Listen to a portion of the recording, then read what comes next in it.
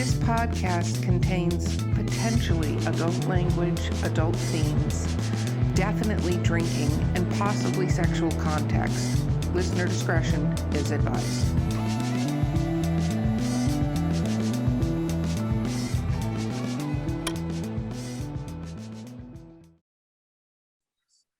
Okay, welcome to Drinking.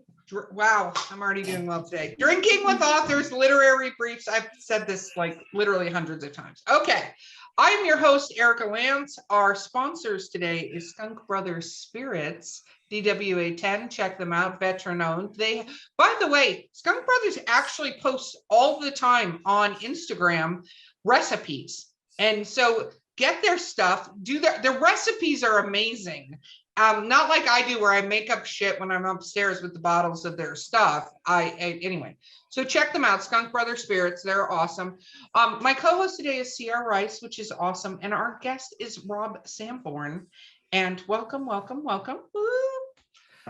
Let's talk about what we're drinking. I am drinking a Malbec, which is a single vineyard Malbec. Apparently that's important. This label is so complex. Like there's whole things under here, and then I don't know. Anyway, it's a Luigi Borska. There are probably people listening to this going, she is saying that wrong. Anyway, it's actually really nice and very smooth for being a single vineyard. Are there multiple vineyard wines where like multiple grape? Is that a thing? It is, yeah. I do quite a bit of wine tasting. Yeah. Okay, well, we have a wine club and we don't drink wine. Like I just have cases of wine in my garage and we don't. Okay, drink well, next wine. time I'm down there, yeah, if you want to ship it to somebody. Yeah, it was next time I'm down with my car, I'm gonna be like, CR, to. load it up. I'm good. I'll take it with you. It's so bad. It was one of his drunken things, you know, like when you're just drinking and like you're browsing on the internet and it's like, hey, you can join this wine club. And he was like, fucking right, I'm gonna join this wine club because it was like, be sophisticated, be elegant. He's like, I'm fucking sophisticated and elegant. He's not sophisticated or elegant, your husband, not at all. Okay, drinks CR, what are you drinking that is sophisticated and elegant? I am drinking green tea and vodka, which is both sophisticated and elegant out of my mug thing. Yes, your tumbler. I like it. Rob, what are you? You're drinking something kind of amazing, and I'm drinking. To have to. It is a cocktail in a bottle, but it's from I'm in Denver, and this is from a local distillery in Denver called the Family Jones. I'm writing this down because I'm going to order some of that. And it does sound really good. Automatic Jones, and this particular one is called Rock and Rye. But they produce some phenomenal, and by the way, I'm absolutely going to order Skunk Brothers because it sounds really cool. And the Family you should Jones get the lightning. I will. Don't get the lightning. Okay. They produce amazing whiskeys, ryes, and also some vodkas, really, really interesting stuff as well. This is essentially like an old fashioned with rye, and it is delicious. I'll have to check it out. No, the lightning is okay, but the lightning is basically fire in a bottle. It's moonshine. So this company started because their grandfather was a prohibition moonshiner. Okay, so they do make whiskeys and all these, like they have apple pie brandy. They have some amazing stuff. My favorite is their blueberry cinnamon. Hands down, blueberry cinnamon. And it sounds like a weird combination. Like normally if I had seen it, I would be like, oh, that's weird. Amazing. I love blueberry and cinnamon. Yeah, I'll try. You know, I think moonshine's good. It gets a bad rap because I think people think of, like people doing it in the swamp and the, the still and stuff. But it is good. I like it. It can be very good. This lightning, which is good, and there's a lot of people out there would absolutely love it. It is potent. It is super potent. And when I was talking to Scott, who's one of the brothers, he's like, you should mix it in like lemonade. And I was like, Chah! And I took it and I was like, wow, where's the lemonade? Let me go. It was just so funny because she, when we first started the sponsor, she was trying all of the different ones. And she's like, I'm super excited about this one. It's honey something. And she took a drink and her whole body jerked because she wasn't expecting it. I was like, that's what you need. You throw a little bit of that in some punch when you have like a party or something, everybody is good. Yeah, everybody's golden. It's that kind of thing. It's amazing, but it was very like, wow. And from somebody that does a drinking podcast, I was like, my body contorted. Okay, so Rob, what is your favorite book of all time? Whew, that's a tough one. You know, whenever anybody asks me like what my favorite anything of all time is, it's really, really tough to like pinpoint one. You know, there's just so much incredible content out there. I Well, don't which one have know. you read multiple times or just has a place in your heart? I'm gonna go, can I say three? Yes, go From for it. different periods of time. Mhm. So the brothers, and by the way, I should point out that I write thrillers, and it's blended with historical fiction and magical realism. But my favorite books are not that. So even though I love the genres, but I would go with the brothers Karamazov by Dostoevsky. Also, Oh, wow. for Whom the Bell Tolls by Hemingway. And then more present day, I would go with Cloud Atlas by David Mitchell. Wow. See, that movie drove me crazy. Everybody likes that movie, and I'm like, People love it or hate it. I get it. I think it's one of the best movies of all time. Okay. I think I've Well, then never we're seen going to it. move on to your least favorite books as to not get in a fight over the Cloud Atlas movie. So what is a book that you're like, this is terrible? I don't like disparaging other authors. What if somebody was going to say the same thing about me? Well, you know, everybody loves or dislikes books.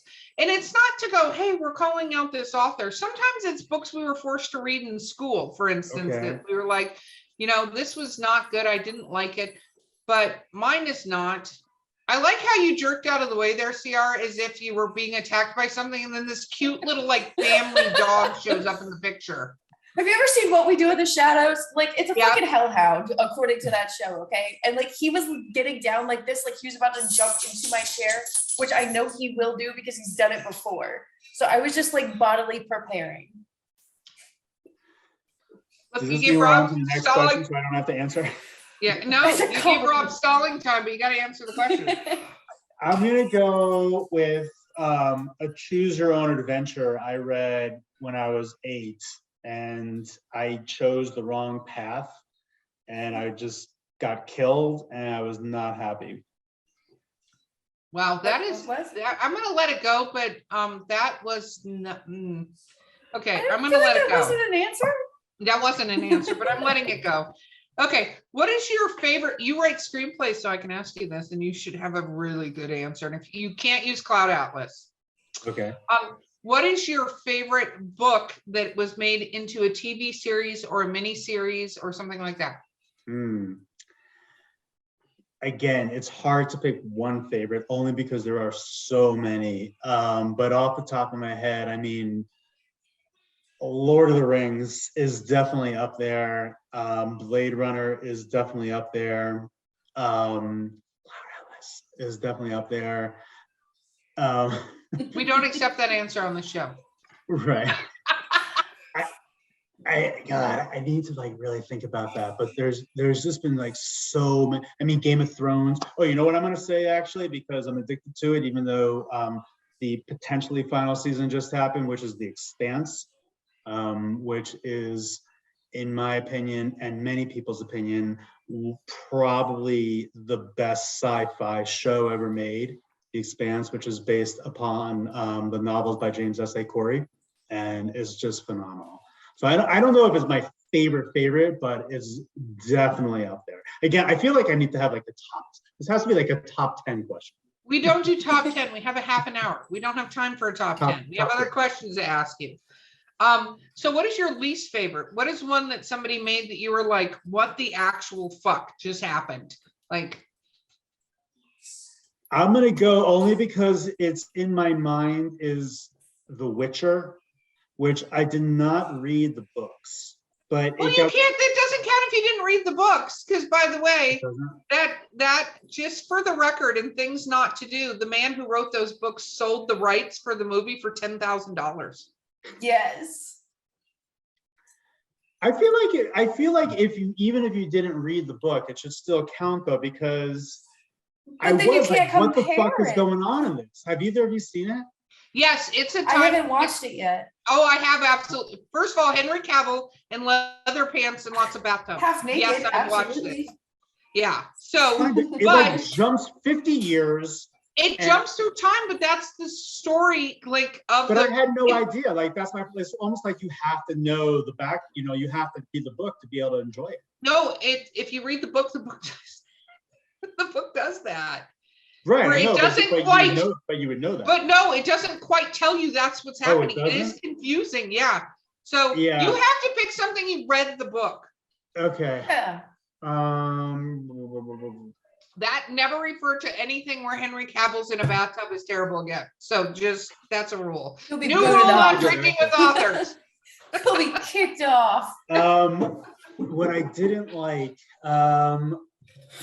This is on the spot. I wish I had thought about this earlier. Well, that's why we get people drunk and then we ask them these questions. Yeah. We should get a buzzer next time and a ticking time clock like Jeopardy, and then just You know what? slam the buzzer. Here, I got one actually. I said Lord of the Rings was one of my favorites. I'm gonna say is actually. See, now we're about to fight. We get into this fight all the time. On this Okay, no podcast. fighting. We've been down this fight. Do not make 3 movies out of Okay, one book.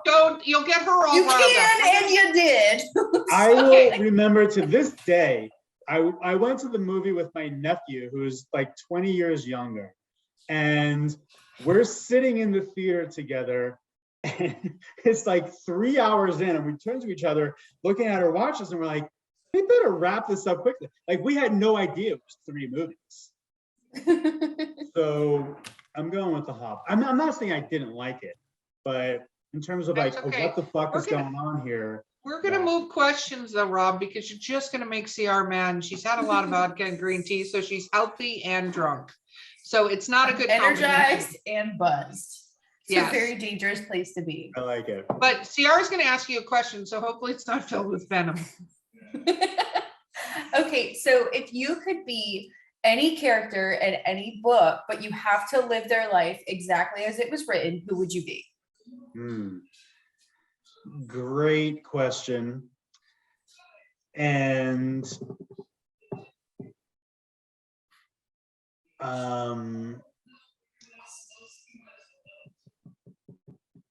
let's see, like I don't want to necessarily die at the end, which just happens to a lot of iconic characters. God, I don't know. I'm like, I want to say Gatsby, but Wow, really? That's a good That one. doesn't end well for him. I So know, but the ending isn't great, but he has a pretty cool life until the end. okay, yeah, and okay, you got to ask the follow-up now because I'm very wary of who he wants to be friends. So if you could be friends with any character, who would the character be? And it's still a book, or books or movies? No, it's books. No, You're not it in has to be a movies. book. This is drinking with authors. Well, you can call a screenwriter an author. Okay, don't do that. Don't pull that out right now. Okay.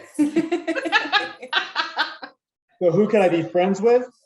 Uh-huh.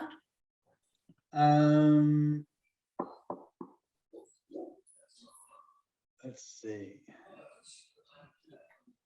I'm gonna go crazy with this one, right? Okay. I just read The Lincoln Highway by Amor Towles, which, have either of you read it? No. No. It's phenomenal, and I think it's going to be a new American classic. So you're not going to know who I'm talking about, but if anybody is watching this podcast and they've read the book, The Lincoln Highway, you will know. And it's sort of a crazy answer, but I kind of want to be friends with the character, the Duchess. And Duchess is a guy, like he's like this 18-year-old kid, and I just feel like we would get into a lot of fun trouble together. You need to read. Everybody needs those friends. Yeah. Well, that's part of the reason this podcast, you get new and different books and you don't get into fights with CR about The Hobbit. And I can without spoiling anything. So this character, Duchess, is not his real name, but that's the name he goes by. He's 18 years old, and he starts off by escaping a juvenile detention center. So you can kind of get, but he's from New York, which is where I'm from as well. And you can kind of get an idea of the trouble that he gets into. So I think it'd be fun in a bad way. Okay. That's very cool. Okay, so describe your perfect writing environment for us. Your perfect ideal writing environment. Honestly, I'm going to go with the writing environment that I have. I am indeed in my office. So I live in Denver, by the way, and I'm on the top floor of my house, and I have my office with my desk set up. And by the way, that's not an optical illusion. My house is actually, this has nothing to do with my writing environment, but my house is triangular. So that's what you're looking at there in the back of me. I'm not triangular? Yeah, I have a triangular house. But I really do like my writing environment. I have my desk and my office. Do you listen to music? I do, yes. What kind of music? I listen to a bunch of different things. I actually have a playlist on my website called the Prisoner of Paradise playlist, and it really puts me in the zone. So I love listening to music that can be basically the soundtrack to whatever I'm writing. And especially if I've heard the music a lot. So I usually kind of repeat it quite a bit, because this way, like, I've heard it and I know it, but since I've heard it so much, it does go into the back of my mind and it puts me into this zone, and I just start writing. And honestly, I swear to God, sometimes I forget like what I write. It's really weird. I'll go back, like many chapters or even months later, and I'll go back and be like, I don't actually remember writing this, but it's good. So I like it. Oh, I see, Rob. You have ghosts writing stuff, literally ghosts writing things for you. Okay, CR. Detected at the front What door. is a irrational superstition that you have? I don't have any superstitions. Really? So you don't do like if you spill salt, you gotta throw it over your shoulder, or? None. And I write about kind of supernatural and even some superstitious stuff and things like that. But I sad to say, I don't believe in any of it. That's not true. I believe in everything I write, but I don't have any superstitions. Yeah. Sorry, he's just.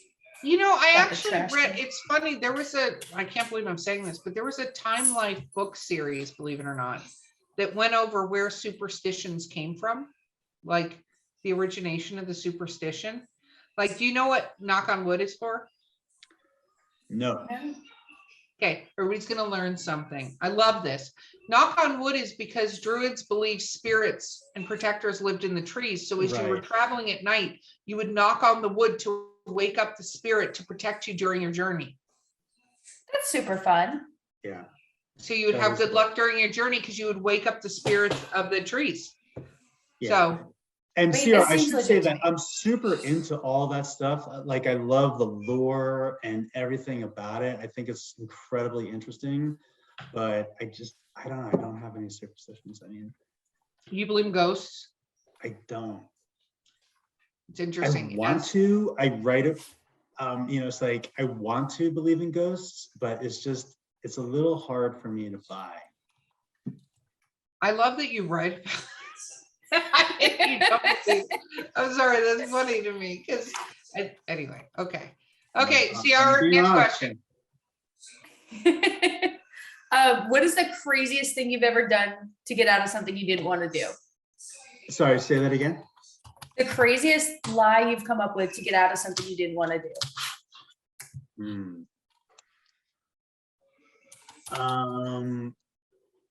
Very good question as well. So I honestly don't mind doing a lot of different things.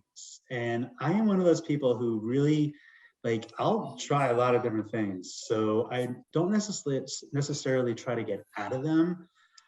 And I also don't mind getting into potentially troublesome situations as well. So something I lied about to get out of. And I know this is not what you want to hear, but I can't really think of something off the top of my head. I can tell you about some crazy situations I've been in. That works too. That sounds exciting. Okay. So one time I walked out of the Sahara Desert by myself, completely alone. And how did Did that you happen? start there? How did you alone? end up in the Sahara No, Desert? no. Did you start alone? did you? I Did not you start go alone. into the desert alone? That's the No. question everybody should be asking. Right. I didn't go in alone. So my wife and I took a trip to Morocco, and we did a Sahara Desert trek on camel. And there were probably about 12 people or so on this camel train, and which is very cool riding on a camel. But the problem with riding on a camel, besides the fact that it's pounding your ass nonstop, is that you can't possibly get a decent photograph because you're constantly like this, constantly. And you're in like the biggest desert in the world, which is just scenically gorgeous. So I was like, fuck that shit. I'm jumping off the camel. And everyone's like, no, you can't get off the camel. And this is literally like in the middle of the desert. We were miles out. But I mean, I'm not going to like spin around and get dizzy and not know where to go. If I did do that, honestly, it probably would be a problem. But I knew which way to go back. So the camel train left. And I tried to get my wife off as well, but she didn't. She was too scared, I guess, to get off. And she went back with the group. And I climbed. I'm going to use the word too practical. I was gonna say self-preservation. I guess, but it was incredible. So I got like these I went up the dunes by myself, got these incredible shots, and it was just unbelievable. And yeah, I got back hours later, but it was pretty cool. Wow, that is fun. That is super fun. That's definitely different. What do you think you're writing Achilles' heel? What does your editor go? Can you please stop doing this? I'm not gonna go with an editor answer, but my answer is time. Honestly, my writing Achilles' heel is time. I just really wish I had a clone of myself, actually. If either of you have a cloning machine, I'd love to borrow it. If I had a cloning machine, we'd be in a very different place. CR can tell you that. There needs to be about 5 of me, and there are not. Yeah. So. Somehow we need more than 24 hours in a day, because it is definitely time. I guess in terms of, okay, a real answer would be I tend to overwrite maybe. So I have to cut a lot, but it's not like overwriting sentences. It's more like I put too much stuff into my books. So I have a 3-book series, and honestly, it very well may go into 4 or 5 books, because there's just Well, I think your fans would like that if it does go into 4 or 5. I mean, the biggest thing about series, if you have something to continue to say, absolutely continue to say it. It's when you run out of things to say and then you're just making up shit so the fans will be happy that you maybe should stop writing that series. And it's not me saying these things, it's the characters who want to continue the story, those who don't die. But they don't want to just like, you know, retire and go to bed or whatever. Their story continues. No, it's very, very cool. CR? What is a weird food combination that you like that other people would find weird? I don't know if it's weird, but I pretty much love chocolate with anything. So chocolate with alcohol, I think, is amazing. I don't think this is weird because it's pretty common, but I think it's actually weird the other way around. When people don't like chocolate with fruit, I think that they're like, what's wrong with you? Like there's something seriously wrong with you, because I think chocolate with fruit is the most incredible thing in the world. Milk or dark? Dark. Not only dark, but it needs to be at least 65% at this point. It's kind of weird. Honestly, I'm up to like 100%. Do you guys have Trader Joe's? Oh yes, we have Trader Joe's. We're not. Well, it's not where you live, it's where Trader Joe's is. So no, there's a Trader Joe's. Has 100% chocolate bar by Montezuma. I don't think it's called Montezuma's Revenge, but it is Montezuma, and it's 100% chocolate bar with like chocolate cacao nibs in it. It's amazing. It's intense, but I love it. But yes, so chocolate with like anything, like I'll have chocolate like on chicken, or vegetables, or you name it. Like I think it's really good. I don't often do that, but Yes. He doesn't you often don't do that. often do that. Makes me think you're walking into your kitchen, heating up some chocolate, dipping some broccoli in it, and I going need about like your an day. ongoing fondue. I need like a chocolate fountain on my kitchen counter. Constant. See, chicken mole has chocolate in it, and Yeah, it's one of exactly. my favorite dishes, chicken mole, and I love it mole. has dark chocolate in it. And it's, Yeah. but it's not. It doesn't taste like. It's not like chocolate syrup. I think when you think Right. of putting chocolate on something like that, you're like chocolate syrup. Right. It's not like I'm putting Hershey's syrup on this. Like mole is what I'm talking about. Yeah, mole. I'm gonna take you for chicken mole when I'm down I've again. only had chicken mole one time, and it was so bad. But even Corey said it was bad. Okay, so That I might need be to the take you. place. Another There's conversation. Yeah, like in LA, I used to live in LA, and there was this particular place that had maybe 8 different varieties of chicken mole, and all of them were incredible. Yeah, no, there's a Casa Tina in Dunedin. We're gonna go check it out. Don't worry. We're gonna go to Sierra. dinner. We'll It's get fine. some drinks. That sounds Corey good. will drive us home. Yeah, I'll tell you, I'm actually coming down in a couple of weeks, so we'll set this up. We're gonna have a dinner. Yes. We're gonna have a dinner. It's gonna be We good. got this. Okay, so final question. Sierra, you have the fun questions. I want you You to want ask me the to do it? final question. Okay. If you found $1 million and nobody was around, but it was super sketchy, like in a duffel bag, what would you do with it? I'd take it. No hesitation. No hesitation. We love the people that are like, Yeah. I think I would try to find the owner. No, the fuck. I would donate it. I would. Well, okay. Well, the second leave part it of that, there. the follow-up question is, what would you do with it, right? But I mean, Okay, if so what we're in would you like do a with kind it? of a sketchy situation, let's say it's just like this duffel bag in a train station or whatever, yeah, I'd take it for sure. Now, the big question is what you would do with it, aka how do you launder it? So now we're gonna get a tutorial. Right. So Open a first of all, I laundromat, it's the definitely easiest would way. donate a good amount to some worthy causes. And I also would donate it to another worthy cause, which would probably be a trip to Vegas. And Of course. yes, You got to see the world, educational. you get to Okay. see, there's the, I'm on you got track. the Venetian, the Palazzo. It's all the places that I want to see. I've got a question for you. What is the Paris. favorite place you've ever traveled? I'm going to ask that as the final question before I go for shameless self-promotion. Okay. So yeah, anyway, so Vegas would probably be there and then all the money gets. Okay. My favorite, I have 3, again, like favorites for me are tough, sorry, but I need top 3s. And I have 3 countries that are my favorites to go to, which are Thailand, Italy, and of course, Italy, which is where my book takes place in Venice. So Thailand, Italy, and also Peru are my 3 favorite countries that I've been to. And I have traveled a good amount. I've been to 40 countries, lived in 5 of them, 40 states, and many of those countries I have been to multiple times. But Thailand, Italy, and Peru, I all love because of many different reasons, but they basically have them all. They have everything. From beaches to mountains, the food is amazing, the cultural sites, the art, the music, the people, and all those places are incredible. There's just so much to do. So those are my 3 favorite places.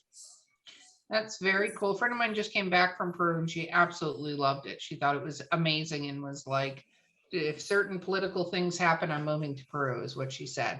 That's all I'm going to say on this very non-political podcast, but that was the word she Peru used. is phenomenal. And people basically just think of Machu Picchu, which is incredible, absolutely incredible. But there's so much more to Peru, you know. Wow. Lima is an Very amazing city. I could talk about Peru for a while. well. Unfortunately, we're out of podcast time. So, Rob, shameless self-promotion, please. Sure. So I'm Rob Samborn. This is my debut novel, The Prisoner of Paradise. It's a thriller blended with historical fiction and magical realism set in Venice, Italy. If you want to check it out. If you want to follow me, you can go to my website, robsamborn.com, and I'm on pretty much every social media platform. I think I have a lot of fun TikTok videos, but if you don't like TikTok, I'm also on Facebook, Twitter, Instagram, you name it. And LinkedIn. you can sign up for his newsletter to get when his next releases are. Yes. Very, very cool. Rob, that's you have also- been fantastic to have on this podcast. Thank you so much for being here. Well, Erica, CR, this has been amazing. Thank you so much. I told you, I think before we started, that drinking with authors is one of my favorite pastimes. So I could do this for a few more hours if you want. Oh my gosh, absolutely. Thank you so much. Okay, Thank so you. this has been Drinking with Authors. Our guest has been Rob Samborn. My co-host has been CR Rice. Our sponsor has been Skunk Brothers Spirits. I said it the right way. DW10, please check out their entire line. It's amazing. Support them. They're a veteran-owned, family-owned business in Seattle, Washington. And we will see you guys next time.